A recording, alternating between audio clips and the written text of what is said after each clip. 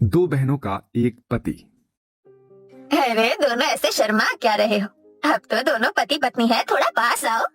ए photo वाले भैया, अच्छी सी फोटो निकालना मेरे बहू बेटों की। तभी फोटोग्राफर दोनों की कपल फोटो लेता है। सोनी बेटा, क्या हुआ? तू उदास क्यों है? कुछ नहीं माँ, बस रिया यहाँ पर होती तो मुझे अच्छा लगता। वो जूते चुराई की रस्म तो डेफिनेटली करती, उसके बिना मैंने शादी कर ली, मुझे अच्छा नहीं लग रहा। अरे कोई बात नहीं बेटा, एक बार वो पढ़ाई करके आ जाए, बस 5-6 महीने की बात है।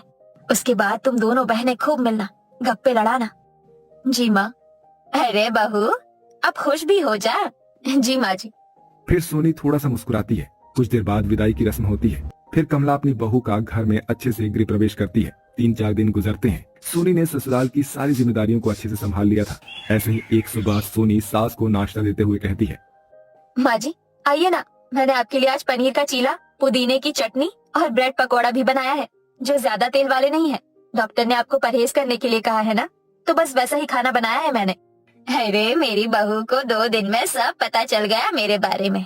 अब तो मैं कुछ चटपटा भी नहीं खा पाऊंगी, तू जो मेरा ख्याल रखेगी। बिल्कुल माँ जी।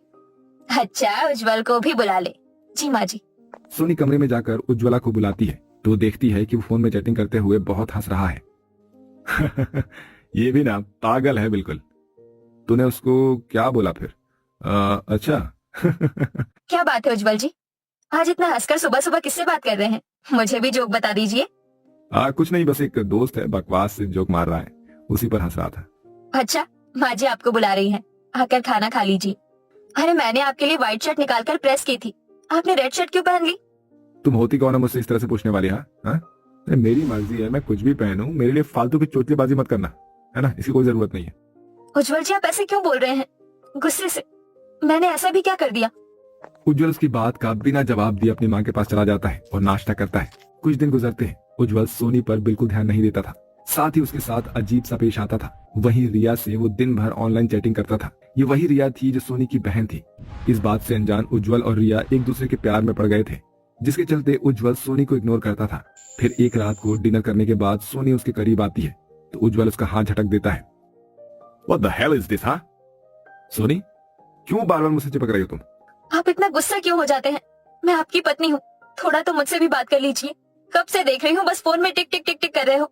तो इससे तुम्हें क्या मतलब है? देखो, मैं वैसे भी ऑफिस में काम करके बहुत परेशान रहता हूँ। घर पर तुम दिमाग मत खराब किया करो मेरा। संडे को फ्री हो जाऊंगा तो अच्छे से बात करेंगे हम।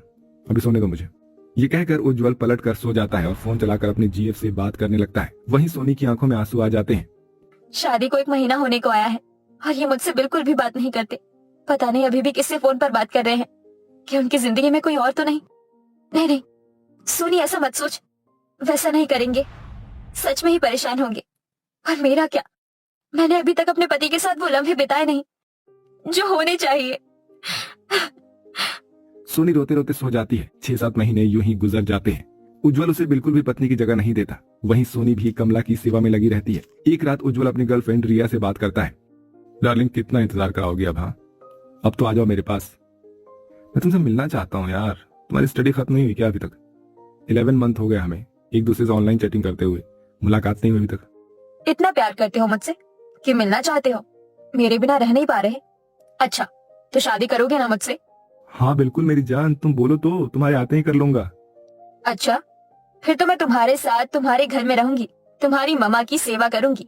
वैसे मुझे भी अब इंडिया आना है, मेरी पढ़ाई खत्म हो चुकी है और मैं कल ही वापस आ रही हूँ। मेरी सिस्टर की शादी हो गई है, मुझे उनसे भी मिलना है। सच्ची? तुम कल आ रही हो? सच में? क्या बात है यार, मतलब अमेजिंग। बट मैं शादी तो कर लूंगा, लेकिन अभी घर में मैं तुम्हारे बारे में बता नहीं सकता, तो वहां पे ले जा भी नहीं पाऊंगा। मुझे माँ को समझाना पड़ेगा। अभी घर ले जाऊंगा तो इससे सोनी के बारे में पता चल जाएगा। नहीं नहीं नहीं, ऐसा नहीं हो सकता। ठीक है। अगले दिन उज्जवल सुबह उठकर जल्दी एयरपोर्ट पर रिया को लेने चला जाता है और उसके साथ घूमता है, टाइम स्पेंड करता है। तभी आइसक्रीम खाते वक्त रिया उसके गालों पर आइसक्रीम लगा देती है। देखो तुम कितने पागल लग रहे हो। तुम्हारे लिए वो भी सही। अच्छा, शॉपिंग तो हो गई हमारी, अब जल्दी से तैयार होकर आ जाओ, कोर्ट मैरिज भी तो करनी है। नहीं, मंदिर में शादी। मुझे भी माँ को समझाना पड़ेगा, तो ये बात छुपानी पड़ेगी। हाँ मैं समझ सकता हूँ। फिर दोनों मंदिर में जाकर शादी कर लेते हैं। उज्जवल ने उसे अपनी शादी के बारे में बिल्कुल भी खबर नहीं दी थी। और ना ही उसे ये पता था कि रिया उसकी साली है। ना ही रिया को खबर थी कि उज्जवल उसकी बहन का पति है। फिर घर लौटने से पहले रिया साड़ी से नॉर्मल जींस टॉप पहन लेती है, सिंदूर को बालों में छुपाकर और मंगलसूत्र को बैग में रखकर घर आ जाती है। देखो मैं आ गई, मेरी बेटी आ गई। कितने समय बाद तुझे देख रही हूँ। पता है तुझे तेरी बहन कितना याद कर रही थी। हाँ माँ, दीदी को मैंने भी बहुत याद किया। घर में उन्हें सरप्राइज देना चाहती हूँ, इसलिए आप उन्हें मत बताना। और मैं भी तो देखूं आखिर कैसे दिखते हैं मेरे जीजू। दामाद जी तो बहुत अच्छे हैं। और ये तेरा माथा लाल क्यों हो रहा है? हे भगवान, कहीं माँ को पता ना चल जाए। वो माँ, मच्छर काट गया था अभी मुझे, उस वजह से ही लाल हो रहा है। अच्छा माँ, थक गई हूँ, सोने जा रही हूँ, उठकर खाना खाऊंगी। ठीक है। रिया कमरे में जाकर शादी से जुड़ा हुआ सामान छुपा कर रख देती है। ऐसे ही 2-4 दिन बीतते हैं। रिया और उज्जवल एक दूसरे से अक्सर कॉल पर बात किया करते थे और अब तो मिला भी करते थे। इसी बात से धीरे धीरे सोनी को उस पर शक होने लग जाता है। मैं देख रही हूँ इतने समय से उज्जवल किसी के साथ तो घंटों भर बात करते हैं फोन में। कौन है वो? कहीं लड़की तो नहीं? मुझे पता लगाना ही होगा। ओके मैं आता हूँ। मुझे नजर रखनी होगी। सोनी उज्जवल के पीछे घर से बाहर जा ही रही थी कि इतने में कमला उसे आवाज देकर बुला लेती है। अरे बहू, मेरे लिए चीनी का पराठा बना दे, बहुत दिन से खाने का मन कर रहा है। और माँ जी, वो बहुत मीठा हो जाएगा, डायबिटीज के लिए ठीक नहीं है। थोड़ा सा दे दे बहू, मैं देख रही हूँ काफी समय से परेशान रहती है। तेरे और उज्जवल के बीच सब कुछ ठीक तो है? हाँ माँ जी, सब अच्छा है।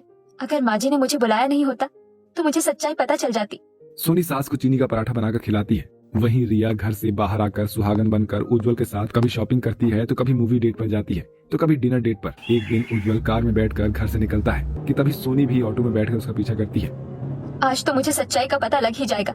मैं भी तो देखूं कौन सी मीटिंग करने गए हैं। उज्जवल एक होटल की पार्किंग में आकर कार खड़ी कर देता है और आगे बढ़ता है। वहीं सोनी भी पीछे पीछे आ जाती है। सोनी कुछ कदम आगे बढ़ाती है तो उसे अपनी बहन हॉट रेड ड्रेस में मिलती है। ये तो मेरी बहन रिया है। ये इंडिया कब आई? जाकर मिलती हूँ, खुश हो जाएगी। सोनी उससे मिलने उसके पास आ जाती है। इतने में उज्जवल आकर उसे गले लगा लेता है। जानो, पता है तुम्हें, मैं घर जाते ही तुम्हें मिस करने लगता हूँ। काम में बिल्कुल भी जी नहीं लगता। I miss you, I love you so much. तुम भी ना उज्जवल, आई लव यू टू। ये देखकर सोनी उज्जवल को एक करारा सा चाटा मारती है। आप मेरे साथ ऐसा करेंगे? मुझे पता नहीं था। और रिया, तेरी हिम्मत कैसे हुई मेरे सुहाग पर नजर डालने की? और उज्जवल जी, आप तो मुझे बोल रहे थे कि मीटिंग में जाना है। ये है आपकी मीटिंग? आप दोनों ने मुझसे झूठ बोला। क्यों? सोनी को देखकर दोनों की सिट्टी पिट्टी गुल हो जाती है। दी, आप ये क्या बोल रही हैं? आपका सुहाग? नहीं दीदी, ये मेरे उज्जवल है। बकवास बंद कर, तू बन गई मेरी सौतन। खुश है अब तू? और ये चूड़ा, बिंदी, मंगलसूत्र, क्या है ये सब? तूने शादी करी है? वाह, आप तो दोनों बहनों के पति बन गए। और मेरी बहन, तूने इनसे शादी कर ली? बोलेगा कोई? उज्जवल, ये सब दीदी क्या बोल रही हैं? तुम उनके पति हो, तुमने मुझसे झूठ बोला। इतना बड़ा धोखा। दीदी, मुझे नहीं पता था कि ये आपके पति है, वरना मैं ऐसा कुछ नहीं करती। माफ कर दो सोनी, मैं नहीं जानता था कि रिया तुम्हारी बहन है, पर मैंने तुम दोनों को धोखा दिया है। ये सच है, मुझे माफ कर दो। दीदी, मुझे माफ कर दो। मैं आपका घर कभी नहीं तोड़ना चाहती थी। मैं इस झूठे आदमी को डिवोर्स दे दूंगी। तू माफी मत मांग, इन्होंने हम दोनों के साथ गलत किया है। रोते हुए सोनी वापस घर चली जाती है और रिया भी उज्जवल से अपना रिश्ता तोड़कर वहाँ से घर आ जाती है। उज्जवल भी सोनी के पीछे घर आ जाता है, जहाँ सास बहू के रोते हुए चेहरे को देखकर उसे पूछती है। कुछ नहीं हुआ माँ जी, सब ठीक है। ये बोलकर सोनी कमरे में चली जाती है। सोनी, तुमने माँ के पूछने पर मेरी सच्चाई उन्हें क्यों नहीं बताई? मैं उन्हें परेशान नहीं करना चाहती, सिर्फ इसलिए। सोनी, मुझसे गलती हुई है, पर मुझे सुधरने का एक मौका दे दो, मैं तुम्हें खुश रखूंगा। फिर ऐसा कभी नहीं करूंगा, बस एक बार माफ कर दो। ये सुनकर सोनी उसके गले लग जाती है और उसे एक मौका दे देती है, जिसके बाद उज्जवल सोनी को हमेशा खुश रखता है। वहीं कुछ समय बाद रिया भी किसी बिजनेसमैन के साथ सेटल होकर खुशी खुशी रहने लगती है।